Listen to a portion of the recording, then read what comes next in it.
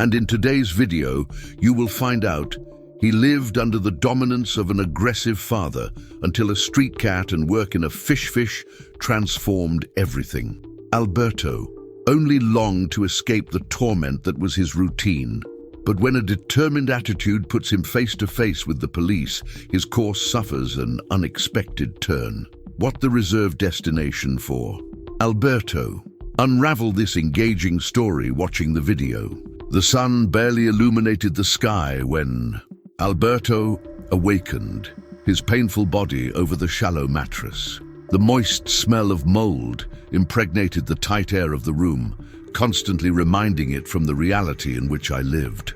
Outside, the town was beginning to move, oblivious to the hidden drama behind the walls of the house of Damião. His father, carefully not to generate noise, Alberto, rose and dressed in measured movements, the result of years living under constant terror. When leaving the room, his eyes immediately sought any sign of the father. The room, however, was empty, with several bottles scattered on the floor. A sigh of relief escaped his lips. "Another day," he murmured, almost without voice. Alberto abandoned the house, plunging into the grey streets of the city. People passed, rushed, each immersed in their own emergencies, without noticing the anguish that he carried. He wondered if any of them would be able to suppose the chaos he faced between those four walls. Following aimlessly, Alberto ended up before the small park local, sat in a spent bench, observing the few children who played under the inattentive look of their mothers. "Mother," whispered, feeling the pain of the loss still alive, even after so long. A man sat next to him, exuding the smell of alcohol even at that time of day. Alberto retracted instinctively. "Hey boy," the stranger growled, "is there a change there?" Alberto shook his head, avoiding facing the man. "Sorry, sir, I have nothing." The man let out a grunt of dissatisfaction and stood up in a staggering way. Alberto. He accompanied him with his eyes, seeing in him the distorted reflection of his own father. The time passed, and Alberto knew I needed to go home. Each step towards door was like walking towards his own sentence. Upon entering, the noise of the television connected received him next to the penetrating smell of drink. "Where were you, you worthless?" The voice of Damião came from the room, as rough as the silence that followed. Alberto, paralyzed. "I only went to walk a little, Dad. Walking around. And who is going to clean this mess from home? Your mother." The words were like a blow to the stomach of Alberto. "Don't talk about her," he whispered, as the anger appeared on his chest. "What did you say?" Damião stood up, staggers towards the son. "Nothing, father. I will clean everything now." The slap came fast and accurate, making the cheek of Alberto burn. He didn't cry. Much the tears had run out. That night, lying in his bed, Alberto was looking at the grimmed ceiling while the rags of their father crossed the house as a cruel reminder of his captivity. "Mom," she murmured in the darkness, "I know you wanted something better for me. I promise I will find a way to escape. Just give me strength to endure." Everything was silent, but inside him a small spark of hope was still alive. Tomorrow would be another day, and who knows, only who knows, he would find out of that hell he called home. The morning sun painted the narrow alleys when Alberto left the house, escaping from the furious hangover of Damião. His steps guided him to the center, where the stores started prepare to open. It was then that he noticed in a poster glued to the showcase of a fish, "You need to help."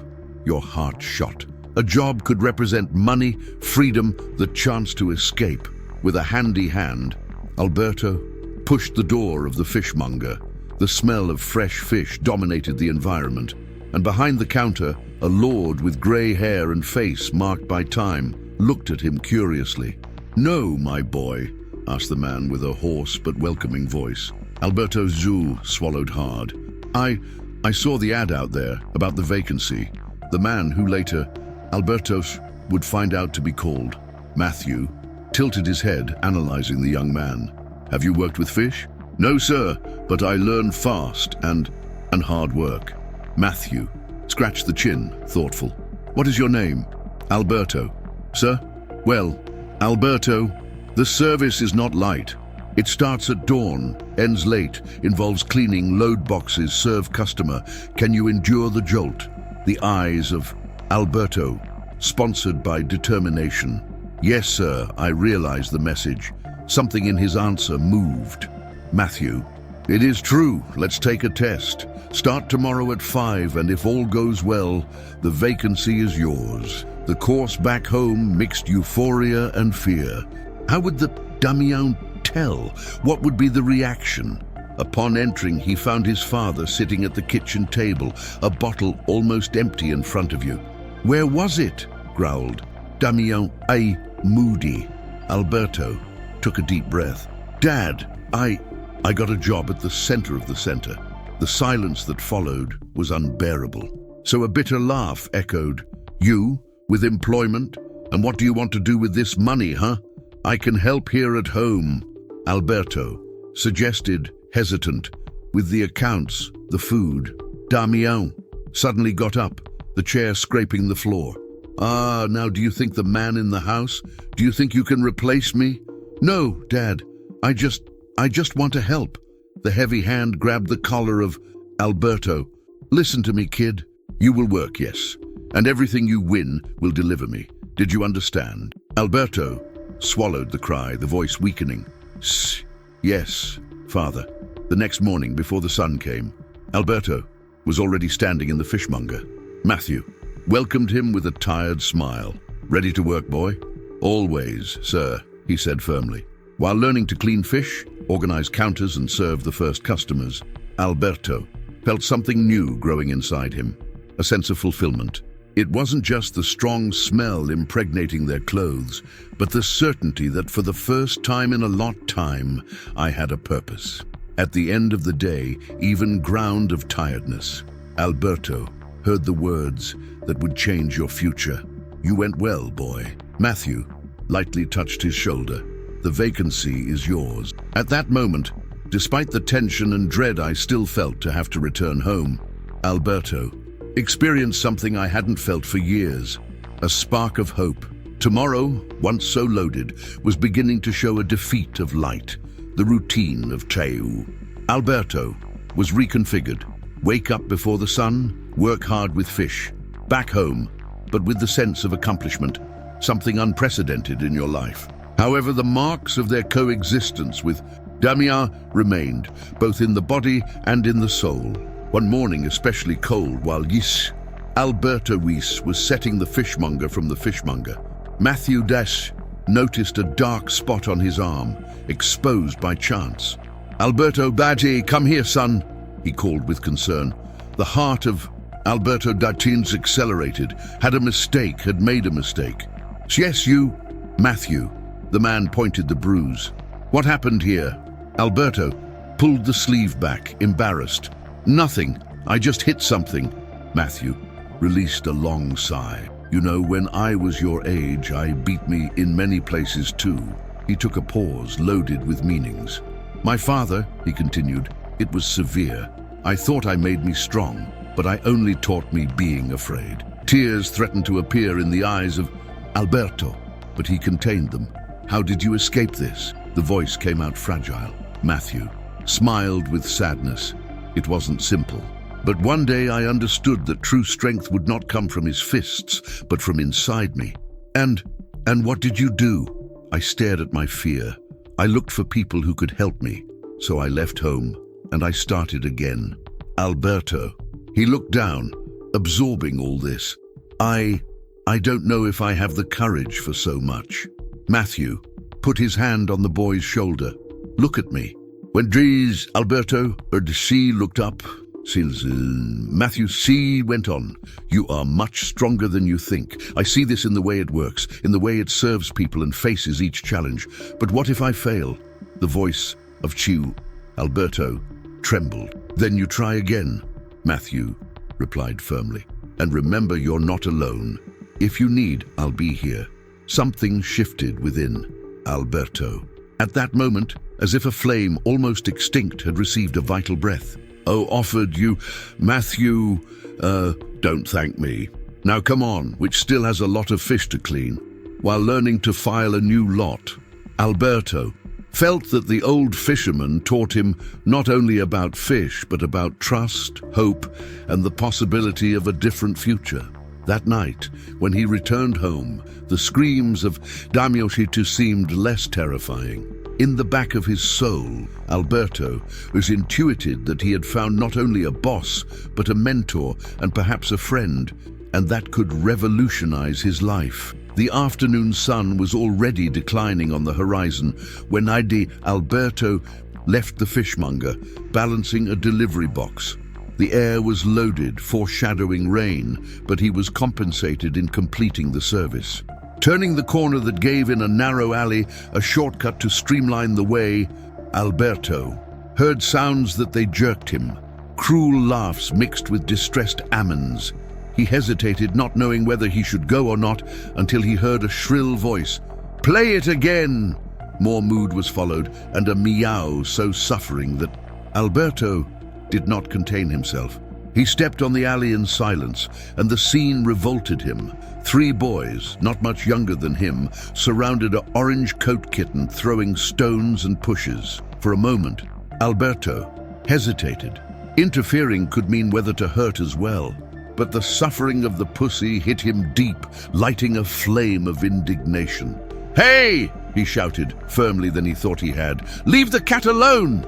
The boys returned their eyes, surprised. The greatest laughed with disdain and stepped forward. "And who will force us, you weak?" The known fear went up the pimple of Alberto, but he resisted. "I told you to drop the animal," he repeated, landing the box on the floor.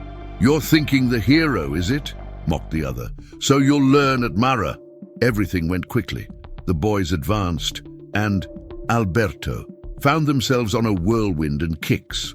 Only for the first time in his life, he was not catching his arms crossed. He retaliated, protecting the cat with his body. In an impulse movement, it got raise the pussy and fire from there, the legs burning and the face throbbing where it was hit. He didn't stop until they made sure they didn't follow him anymore. Panting, Alberto looked at the kitten in his arms. He trembled and had some injuries, but the meow was grateful and reliable. "It's all right," Alberto whispered. "No one else will hurt you." A voice echoed on his back. "Hey boy, stop there!" Alberto turned, the heart to the jumps, and saw a policeman approaching. Thought of running away again, but something held him. "What happened?" asked the officer, examining Alberto D. and the cat. Alberto D. took a deep breath. "I saw some kids attacking this kitten. I tried to stop." The policeman analyzed the scene, noticing the fight marks on the boy's face. "Did you get hurt because of a street cat?" "He needed help," replied Alberto. Without hesitation, the officer changed the countenance as if the distrust of respect was, "What is your name?" "Alberto." "Sir." The policeman did yes with his head. "Well, Alberto, what you did was risky, but admirable. Come with me. Let's give one way on this cat and talk." While following the policeman, Alberto felt his chest full of fear and at the same time of relief. "I had no idea what it would come later, but I knew it had been right." The cat in your arms purred, as if agreeing, and Alberto understood that his life was once again about to transform. At the police station, Alberto E. sat nervously before the official's table, who presented as Lieutenant Franco. The orange cat remained in his lap, shrunk, however calmer. So, Alberto, tell me in detail what happened, asked Franco, using a surprisingly mild tone, with his hands sweating. Alberto narrated everything that had happened in the alley, feeling the words they spews as if finally letting out a burden. I just didn't support standing still, seeing the cruelty against the pussy, he concluded. Lieutenant Franco studied him in silence for a few seconds. You were brave, but also reckless. It could have wounded more. Why risk it? Alberto stroked the cat's head, which broke softly.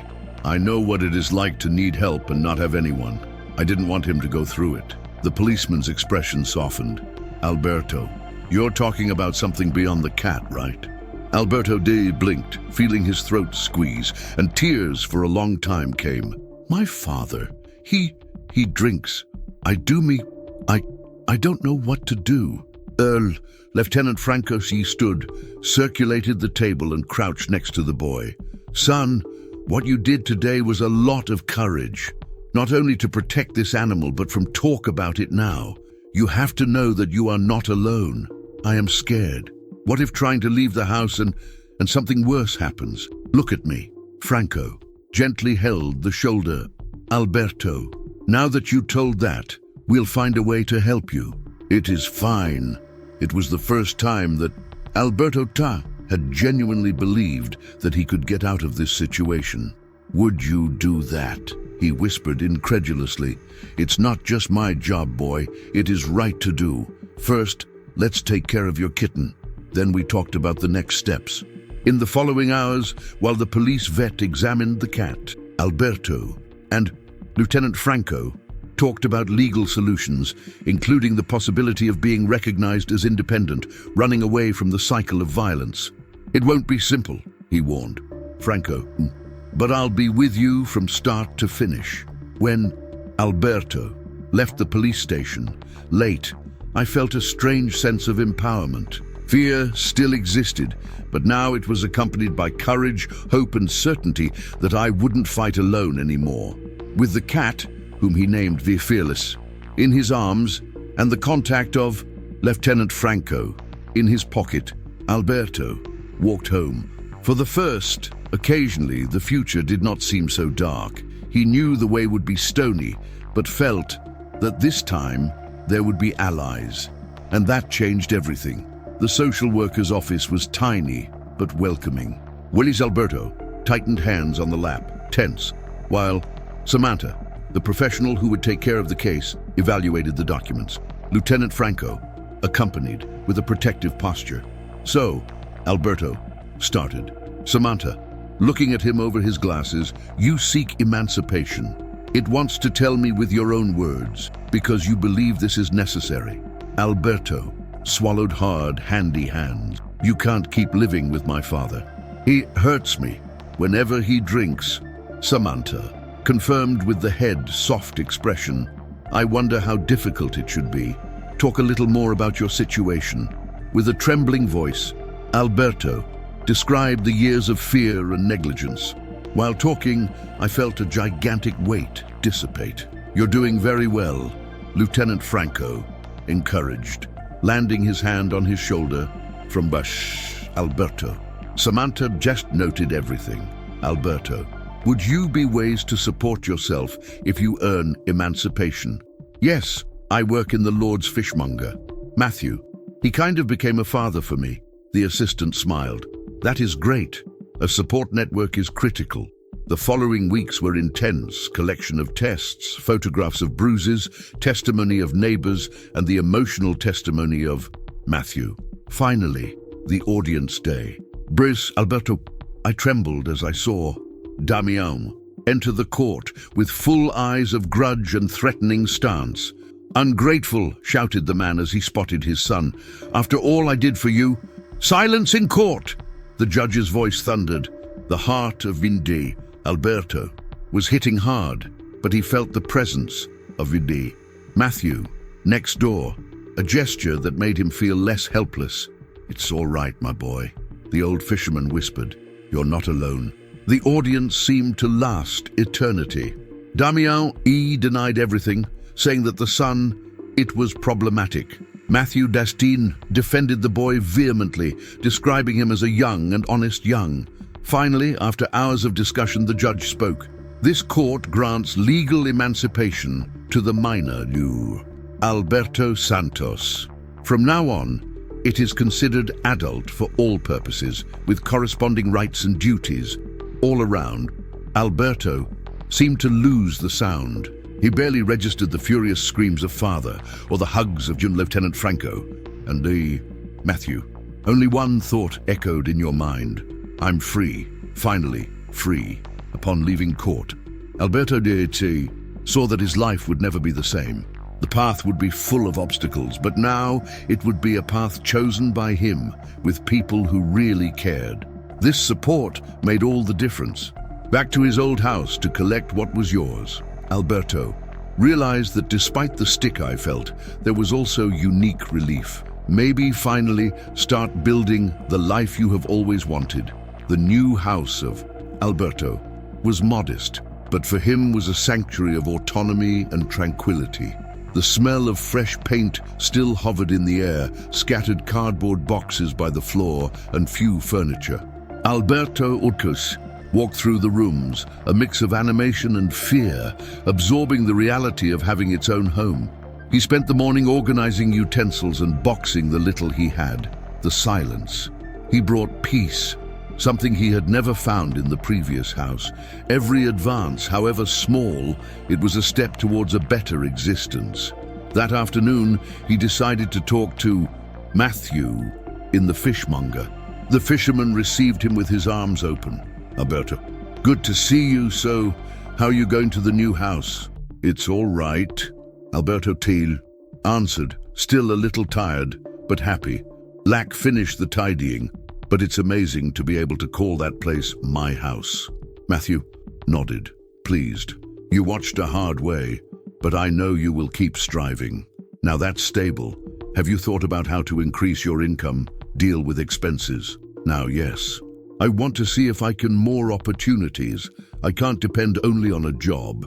You blinked, seeming to have an idea. I know a group that takes care of street animals. They need volunteers the time whole. You always liked animals, don't you? It can be a good start to something bigger. It looks great. Alberto Sue got excited.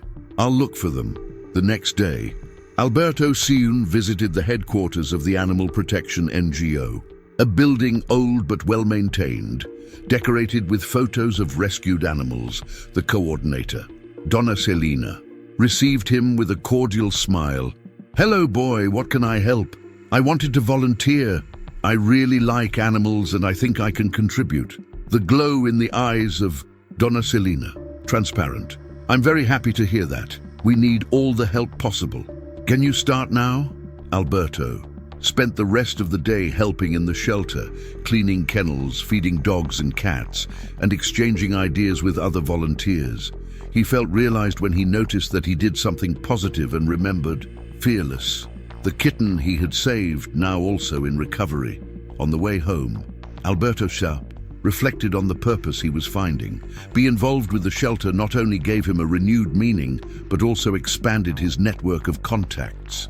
I felt that little by little, I was finding its place in the world. As the days passed, Alberto divided his time between working in the fishmonger, take care of your new home and help in the shelter. Of the money you earned, paid your bills and bought feed for fearless day, which seemed increasingly healthy. Persistence from Alberto. In overcoming the daily challenges, it only grew, and the internal change was visible. And so, Alberto too was still building a routine that united work, volunteering and friendship. Each little achievement was a victory in the battle to leave the past behind and follow ahead with more confidence and hope. On a hot summer day, Alberto went to deliver a fish order to Donna Antonia, a lady who lived in a corner house surrounded by a garden with colorful flowers, albeit kind of messy. The sun burned and the city seemed lazy due to the heat. Alberto Chenji was exhausted from so much work, but was also pleased to do something useful. As soon as he arrived, Donna Antonia was waiting for him on the porch, sitting in a swing chair and wearing a straw hat. Good morning, my lady. Alberto smiled, extending the basket with the fish. Good morning, boy, she said, inviting him to enter. Come rest a little. This heat is killing. The house was simple and full of memories, with old furniture and family photos on the walls. While Alberto delivered the fish, Donna Antonia was very friendly. I usually do fish for dinner, but I like to prepare it early, she explained. Alberto offered to help her with other bags. When she returned, she invited him sitting and offered a fresh drink. You look like a good boy, said Donna Antonia. It should not be easy to deal with so many tasks. It's laborious, but I see it as a chance to start over. Then Alberto recognized that each task was a step towards a better life. Donna Antonia smiled with a wise air. Life is like that, gives lessons, but also opens doors. Sometimes we find good things in the most complicated situations. Alberto felt an immediate connection with her. The affectionate way of talking and listening remembered your late mother. Talking to you brings good memories. My mother said that doing good, even in the worst circumstances, it is always the best way. She should be an admirable woman. Donna Antonia Chert replied with a suit. Keep honoring what she taught you. Time flew. They talked about past, gifts and hopes. Alberto realized that in that brief contact, there was a sincerity that comforted him. Always come back, my son, said Donna Antonia the moment he left. Who knows, our prose helps both of us. I'm going back, yes. Thank you, from the heart, already in the street. Alberto meditated on the strength of these connections, and as simple gestures, they can bring meaning to such distinct lives. Was grateful for each meeting that it helped him to recover confidence and then move on. The next day, Alberto returned to the house of their Donna Antonia, taking some treats and a book he had found about common diseases in the elderly, hoping he could assist you. When she arrived, she was on the porch, flipping through an old notebook. He greeted her with the same sympathy as before. Brought some things to lady, and I found this book, maybe help. They entered, and Donna Antonia analyzed the item's contentment. You're very kind, my boy. I really needed help to understand some health issues. They spent the afternoon exchanging life stories. She remembered old dances, happy times, but also of loss and overcoming. Alberto Chert felt that with each report, he became closer to that woman, as if it were part of an effective family. You know, I used to dance a lot as a young man, she said, missing her eyes. The world was different, but when health started charging its price, I needed to reinvent. I imagine it should have been hard. Alberto replied, admired.